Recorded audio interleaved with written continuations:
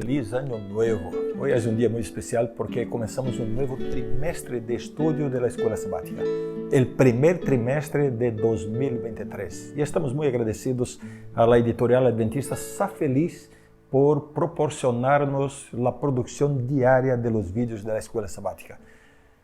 Muy bien, la lección de este trimestre se titula Administrar para el Señor hasta que Él venga. Y comenzamos con esta primera semana del año con el tema Llamados para la familia de Dios. Vamos a empezar con el versículo para memorizar de la semana. Primera de Juan 3:1, que dice: Miren qué gran amor os ha prodigado el Padre, que seamos llamados hijos de Dios. Dios creó al ser humano en un entorno perfecto para vivir una vida plena y feliz. Pero algo interesante es que en el plan de Dios para el hombre no había lugar para la ociosidad. Al contrario, Dios asignó tareas y muchas responsabilidades a la familia humana.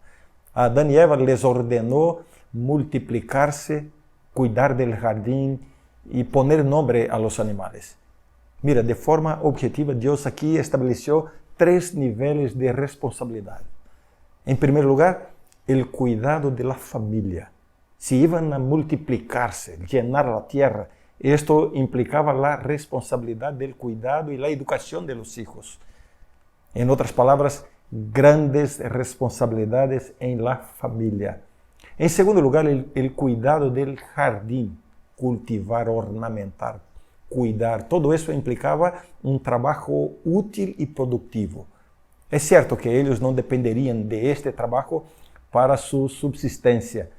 Solo después de la caída, Dios sentenció a ellos cuando dijo: con el sudor de tu rostro comerás el pan. Pero desde el principio de la existencia, el ser humano tuvo que ocuparse de un trabajo útil y productivo. Esto implicaba toda la gestión del entorno, del ambiente, de los recursos disponibles.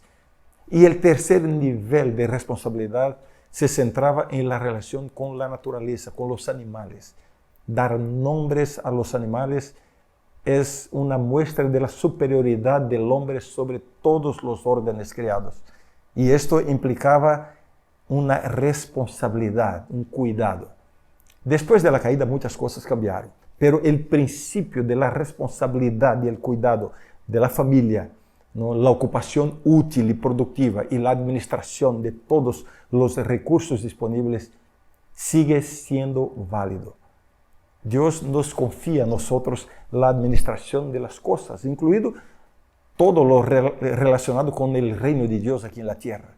Y esta semana estudiaremos ese tema tan importante de la vida cristiana.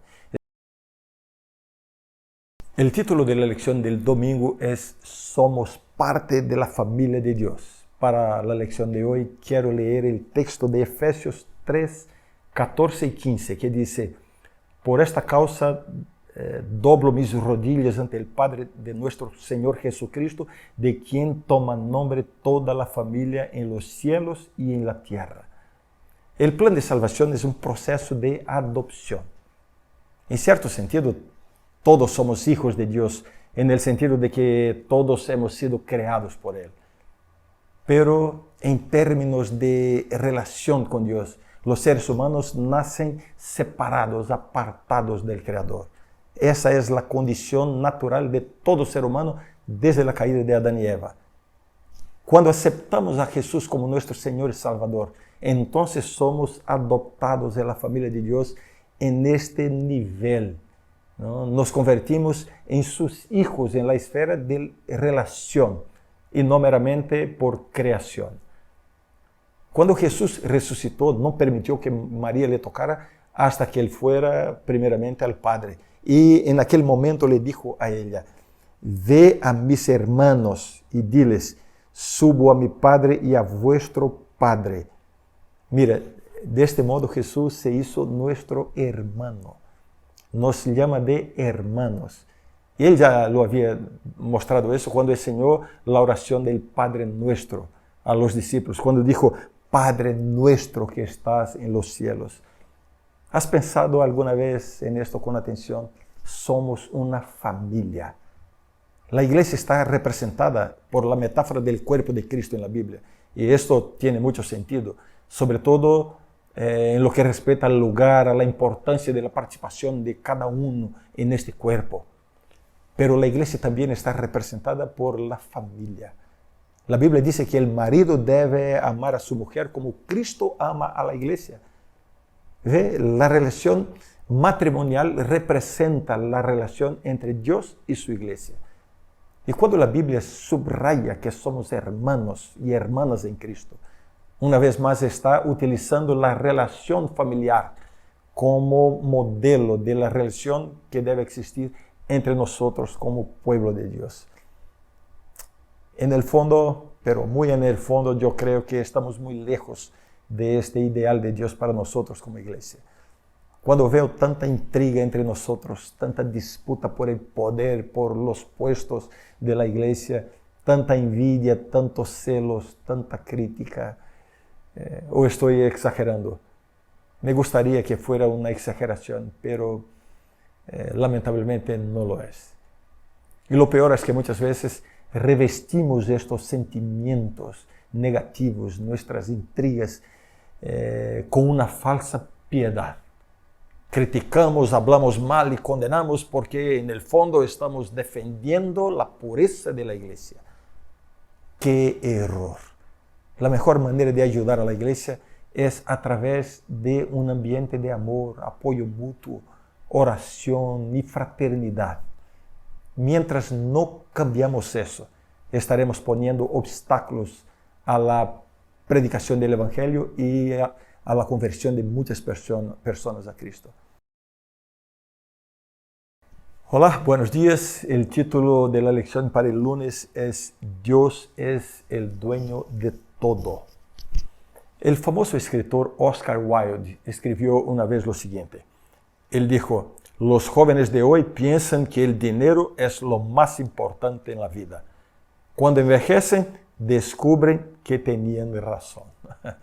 Otra cita interesante sobre el dinero es la del ex campeón de boxeo, Joe Louis. Él dijo lo siguiente, no me gusta el dinero, de hecho, pero calma los nervios. La relación que la mayoría de la gente tiene con el dinero es una relación distorsionada, especialmente los que han conseguido adquirir mucho dinero. Estos están más tentados a pensar que esto les pertenece a ellos, que ha sido fruto de su trabajo y de sus habilidades personales y que por tanto les pertenece por derecho. Es cierto que acumular riqueza casi siempre requiere mucho trabajo y muchas habilidades, pero una gran verdad que no podemos olvidar es que nada de lo que podamos adquirir en esta vida nos pertenece realmente. La prueba de ello es que cuando llega la muerte, todo pasa a las manos de otras personas. El rey David tenía este entendimiento cuando preparaba los materiales para la construcción del templo.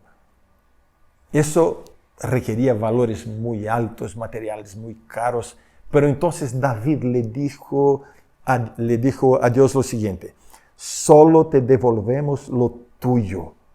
1 Crónicas 29:14. Y en el versículo 16, él confirma, diciendo, Señor, Dios nuestro, toda esta abundancia que hemos preparado para construir una casa para tu santo nombre, viene de tu mano y es toda tuya. Cuando hablamos de fidelidad a Dios, la administración de los bienes, esto es un principio básico. Todo ya le pertenece a Dios. Hay personas que cuando dan una ofrenda en la iglesia o cuando hacen un acto de caridad, piensan que están siendo generosos, bondadosos. Por supuesto, cuando utilizamos nuestros recursos para bendecir a otras personas, eso nos produce un sentimiento positivo. Eso no hay problema en eso. Pero no podemos pensar que esto nos da algún mérito ante Dios. No hay mérito. Porque en el sentido estricto no estamos dando lo que nos pertenece, sino lo que pertenece a Dios. Aquí solo somos administradores de lo que Dios nos confía. Buenos días. Vayamos a la lección del martes. El título dice Recursos disponibles para la familia de Dios. Hoy quiero comentar un tema bastante delicado, incluso difícil de entender. En la Biblia hay muchas promesas del cuidado de Dios en la esfera física, material. La Biblia dice, por ejemplo, buscad primero el reino de Dios y su justicia y todas las demás cosas os serán añadidas. Parece una garantía de que los hijos de Dios nunca sufrirán la falta de recursos, de comida, ropa o un techo para vivir. Otra promesa muy comentada en la Biblia es la siguiente: caerán 1000 a tu lado y 10,000 a tu derecha, pero tú no serás herido. Parece una garantía de que los hijos fieles de Dios nunca sufrirán una tragedia, un problema serio en la vida. Pero no es así. Los propios relatos bíblicos nos muestran que hay grandes hombres y mujeres de Dios que experimentaron penurias materiales, fueron torturados e incluso asesinados a causa de su fe. ¿Significa esto que Dios no cumplió sus promesas con esas personas? No es así. Debemos comprender que no todas las promesas de Dios se aplican a todas las personas en todas las circunstancias. Este es un tema que merece más tiempo para ser comentado. Quizás en algún momento yo vuelva a tratar este punto. Pero lo que quiero destacar en la lección de hoy es lo siguiente. Hay una categoría de promesas de Dios que sí se aplican a todas las personas en todas las circunstancias. Son las promesas de bendiciones espirituales. En Cristo tenemos acceso a las bendiciones espirituales. En Cristo recibimos el perdón de los pecados, el don del Espíritu Santo, la salvación y todo lo demás que pueda ser importante para la salvación. Tenemos que entender esto. No siempre tendremos el cumplimiento de todas las promesas materiales. No siempre estaremos protegidos de las tragedias de la vida o del ataque del enemigo o de la maldad de otras personas. Pero si estamos en Cristo, siempre tendremos nuestros pecados perdonados. Tendremos la presencia y la dirección del Espíritu Santo en nuestra vida y estaremos preparados para la vida eterna. Y al fin y al cabo, eso es lo que realmente importa. Nada en esta vida es permanente. Si tú has sido objeto de las bendiciones materiales, la protección de Dios, entiéndelo como un regalo del cielo y siéntete en deuda con Él. Usa las bendiciones materiales para bendecir a otras personas y para bendecir a la iglesia. La única bendición que tiene valor eterno es la bendición con B mayúscula, Jesucristo. Este sí es el verdadero don de Dios. La lección del miércoles se titula Responsabilidades de los miembros de la familia de Dios. La primera responsabilidad de cualquiera que quiera hacer parte de la familia de Dios es obedecer las reglas de la casa. Cada familia tiene sus propias normas internas, ¿no? Esto puede implicar la participación en las tareas domésticas, el cumplimiento de ciertos horarios, especialmente para los niños, principios de alimentación, etc. Con la familia espiritual de Dios no es diferente. La regla básica es el amor. El fundamento de todos los mandamientos es el amor a Dios y el amor al prójimo. Pero mucha gente lo entiende de forma equivocada. El concepto de amor que prevalece en la mente de la mayoría de las personas es el concepto de un amor sentimiento. Amar a Dios, por tanto, significa desarrollar un sentimiento afectivo hacia Dios. Por eso muchas personas practican un culto exclusivamente emocional, buscando un éxtasis sentimental, llorando, emocionándose, y confunden esto con el amor. No estoy en contra de la experiencia emocional en el culto. El problema es cuando hacemos de la emoción el criterio para evaluar nuestra relación con Dios. Ya hace mucho tiempo, por ejemplo, que yo dejé de orar así: Señor, queremos sentir tu presencia en este lugar. Por supuesto que todos queremos sentir la presencia de Dios, pero no necesitamos sentir su presencia. Tenemos que creer que Él está presente. Se trata de un acto de fe, mucho más que de un acto de sentimientos. Y otra cosa, una buena emoción no significa necesariamente la presencia de Dios. Una canción hermosa es capaz de transmitirnos esta emoción. Lo que quiero decir con todo eso es que el amor a Dios no es un sentimiento, es una actitud. Y este amor no se manifiesta con lágrimas ni con palabras bonitas. El amor a Dios se expresa en la obediencia a sus mandamientos.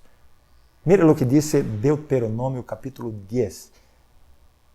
Ahora pues, Israel, ¿qué pide Jehová tu Dios de ti? Sino que temas a Jehová tu Dios, que andes en todos sus caminos y que lo ames y sirvas a Jehová tu Dios con todo tu corazón y con toda tu alma, que guardes los mandamientos de Jehová y sus estatutos que yo te prescribo hoy para que tengas prosperidad.